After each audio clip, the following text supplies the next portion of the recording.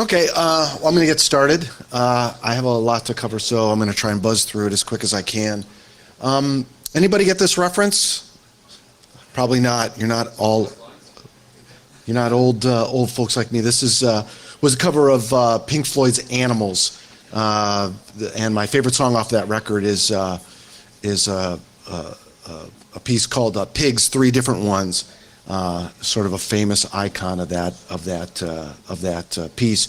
So I'm going to follow cover anatomy of web shells and break them down into basically three different kinds. Who am I? Oh, geez, you can hardly read that. Okay, that's omenscan@gmail.com. I don't know why that always comes out like that. Every time I change it, it lightens it up. Or omenscan on Twitter. I wrote a tool called Omens. It's essentially a tool to detect and mitigate the issues that I'm going to talk about. You can go over to this website. Tool's free, something I wrote in my spare time. You can download it, write me emails and tell me how terrible it is. I'm good with that. Right now I'm doing incident response at Live Nation. I've been there for about a month. And prior to that I was 16 years at NASA. Architecting and defending high-value targets. I did firewalls, IDS, web filtering, vulnerability management, security plans, incident response. Basically, if it has anything to do with security, I've probably done it. My standard disclaimer, these are my opinions. I might change them. I might change them at the end of this talk, but they don't reflect the opinions of past, present, or future employers. Assuming there will be future employers. So to draw some context around what we're going to talk about today, I want to define what a web shell is. Probably everybody knows, but just to make this easy for what I'm going to talk about, I'm going to stay within this definition. A web-based script or program that gives a remote attacker unrestricted access to the host server.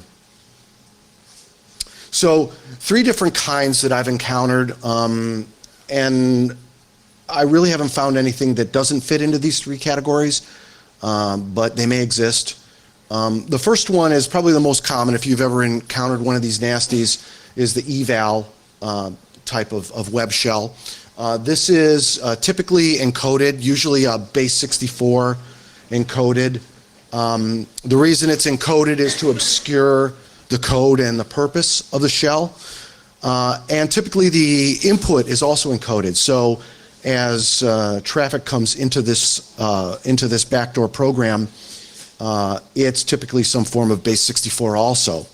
Now, generally, people understand that the reason that is done is to confuse your NIDs, your network intrusion detection, for evasion purposes. But what I've found with a bunch of these is that actually the bad guys have figured out that by base 64 encoding the input, it actually prevents the web server from %NN encoding it, which makes the input far more stable. So when a bad guy's sending a command to the shell, if the web server %NN encodes it, it may not run properly, or it wouldn't run properly. These types of web shells are typically very, very small. I'll show some examples in a minute. And they're typically very, very flexible. They can do nearly anything. Here's a couple of examples. Now, this first one is what you'll most commonly see. I've got dots in the middle there, but this will be hundreds, thousands of characters in the middle. This shell is essentially base 64 encoded, ROT13'd, and then gzipped. So what happens is this is dropped on your server. All you see is this senseless code that doesn't mean anything. But what happens is the shell is going to decode it, ROT13 it. It's going to inflate it, and then it's going to eval it. Now, if you're not familiar with eval, there's a lot of different versions of eval in a lot of different programming languages. But essentially what eval does is it allows you to inject code into a host script. So you have a script. This is the entire script, by the way. And all this does is say, I'm going to take this, I'm going to decode it, and then I'm going to run it as if it was this script. The second type I commonly see is a .NET type. This is real interesting. It's evaling something called request.item. That's a program command, a .NET command to essentially look for the parameter for the variable password in cookies, in the query string, or in the post data, and then take that and then run it. And this unsafe parameter you see at the end just essentially says run it in the same security context. The second kind of script I commonly see is what I'd call an admin script. Now this is a full-featured backdoor. The first time I ran into one of these things, my comment in the report was that this was no different than someone walking up to a web server, logging onto it, and doing whatever they want on it. It can upload, download, list, delete files. It can run processes. It can start a command shell. These are usually very large and complex and typically very interesting programs. The third kind is what I call a proxy. Now, I've never seen any public version of this. This is typically nation state. Every time I've run into this, it's been nation state. You can sort of see a similar example in a publicly available piece of software called D0n. It's a proxying type of shell also, but not exactly the same thing. These proxies are typically used for exfiltration. So what will happen is a bad guy will drop it on the web server, and then that web server is used essentially as a browsing mechanism. So using typically XML HTTP request, it can be used to basically go through your network as though it were the host. This is used to avoid detection, to avoid your NIDs. It's assumed that this machine, this web server, is trusted in some way. So it's used as an evasion type of tool. This is typically a person sitting at a keyboard running this in real time. And like I say, it's typically nation state. So why do we care about web shells? They don't get a lot of press and they don't get a lot of play. Usually you hear about Trojans and viruses and all those kinds of nasty malware. But web shells can essentially do anything a Trojan can do. You can think of them as Trojans. They can be written in any and every scripting language. So whatever scripting language you're running on your web server, a web shell could be written. And I've seen them in everything, in PHP, in Cold Fusion, in .NET, in Java. They're really, really hard to detect when they're dormant because they don't actually have any signature on your network. The thing sits, and they're typically used for a persistence mechanism. So the thing will sit dormant on your network on your server for 3 months, 6 months, a year, and it will be called into play when the bad guy wants to reestablish access to the network. I find they're often ignored because most security folks come from the networking side. Most security folks don't come from the AppSec side. So a lot of times I will get called, someone will send this to me and say, what does this do? Because there isn't a lot of understanding on how these things work. Web shells are not particularly an AppSec issue per se, but detecting them is similar. So if you have a mechanism in place to detect when files change on your web server, you can detect not only the dropping of a web shell, but when, say, a programmer changes something in the application and hasn't gone through proper change control. So what makes them work? Eval is probably the most common thing that you'll see, but there are lots and lots of ways that scripting languages can inject code into themselves.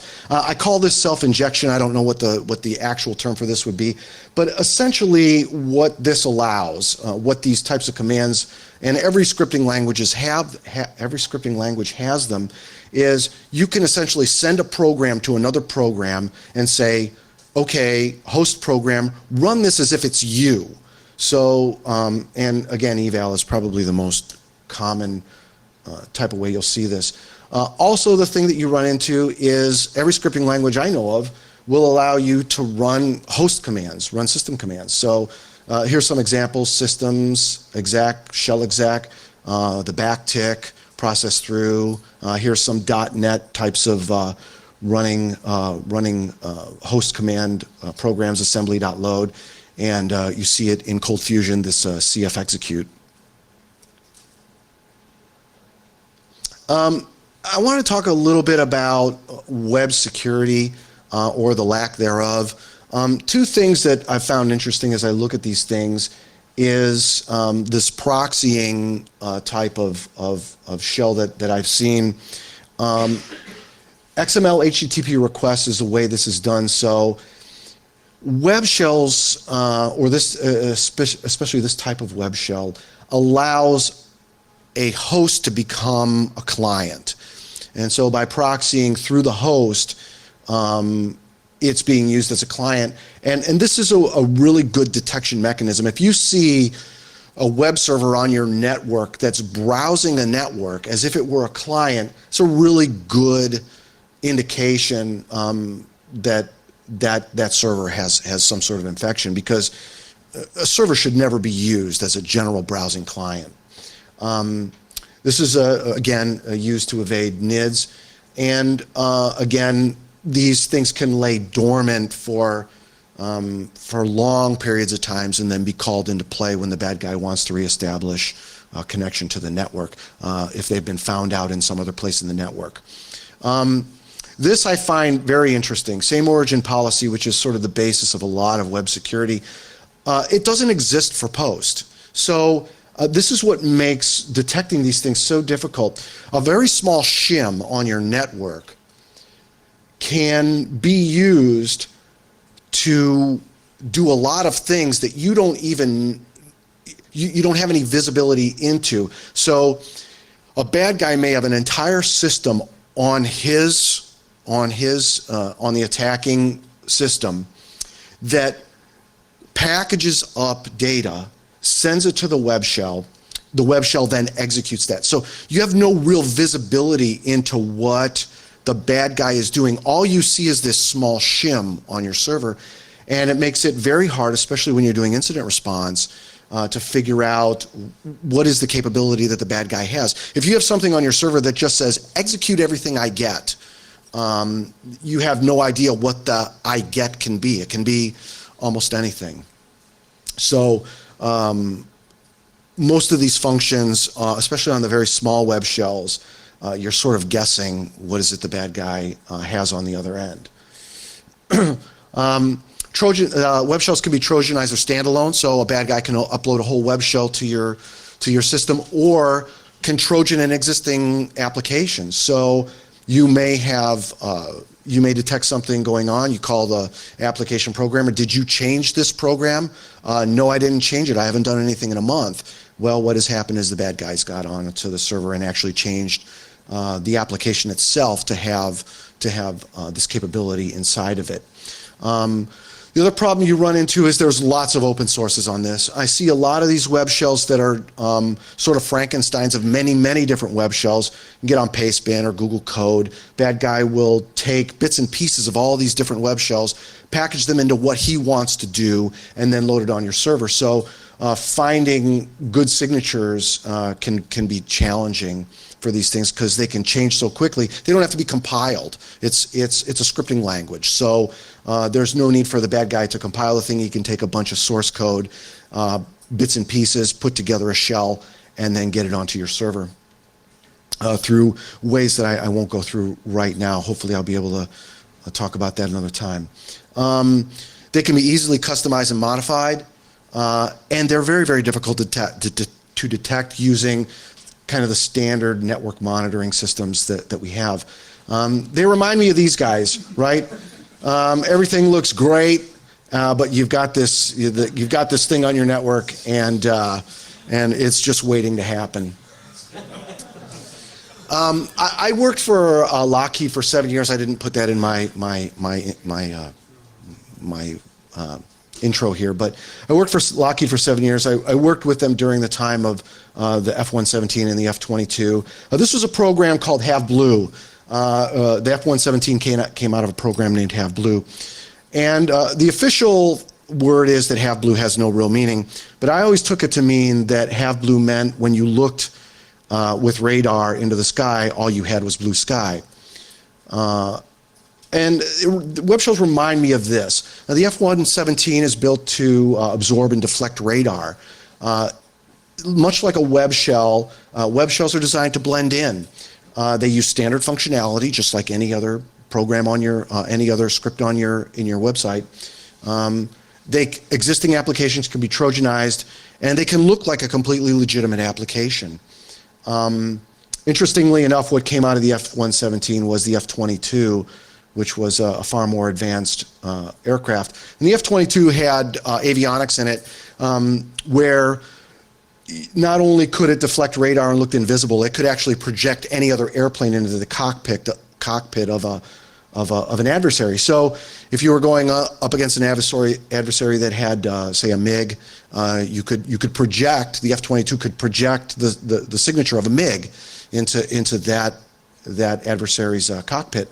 And again, you know, it's kind of interesting to me that WebShells follow this same kind of idea to blend in and just look like everything else, to buy the attacker time. They remind me of this too. I love this picture. Just this is what's going on in your network, and it's very hard to tell that this is really what you're looking for here.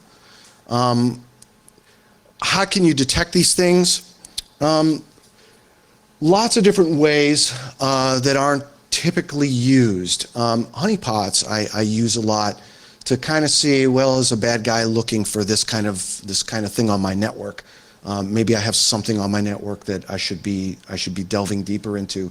Log monitoring. This is what Omens does, the software that I wrote. It goes through the logs and it looks for typical signatures of these things, the typical commands that are used inside of them. File integrity scanning, very important. With file integrity monitoring, you don't often see the next step, which is every time a file changes on your system, that file should be opened and the content should be scanned. Not only is it important to know that a file changed, but it's important to know what's inside of it. And this is what also Omens does. It does file integrity monitoring, and it will then, if it sees a file change, it will open it and scan it for typical hostile content. WAFs, network monitoring, and NetFlow are all tools that can detect this type of activity on your network. Again, very difficult. You're looking for evasions, base64 code coming across your network, base64 code inside. I mean, how many times are your developers going to have base64 inside of their code? So if you're scanning your code, if a file changes and you're scanning that code for base64, pretty good indicator. If you see, you know, %n encoded traffic coming across the network, and the %n encoding is alphanumeric characters, why would anyone want to encode regular alphanumeric characters? So these types of evasions are real good indicators that this is what's going on in your network. I managed to get through that in 20 minutes. Holy mackerel. Thanks everybody for listening. This is the website where you can download Omens at if you're at all interested. If you want to send me a tweet or an email that's the dumbest thing you ever heard in your life, that's cool too. I'm always open to learn more about this.